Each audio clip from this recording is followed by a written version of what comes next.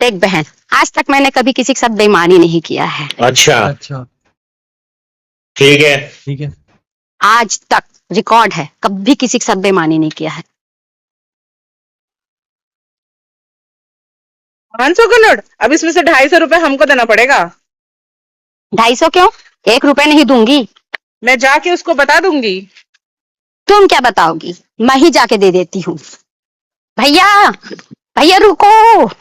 रुको जरा, सबर करो। भैया भैया भैया, 500 फोन पे हो जाएगा क्या? क्या किसमें करना है? इस पे कर दो। दिखाओ। बड़ा हो गया। कहाँ से आते हैं पता नहीं। थैंक यू भैया। कोई ना कोई ना। अंगेन घात्रम। कराए उसका पैसा वापस। देख बहन, किसी का पैसा नहीं रखना चाहिए, पाप लगता है।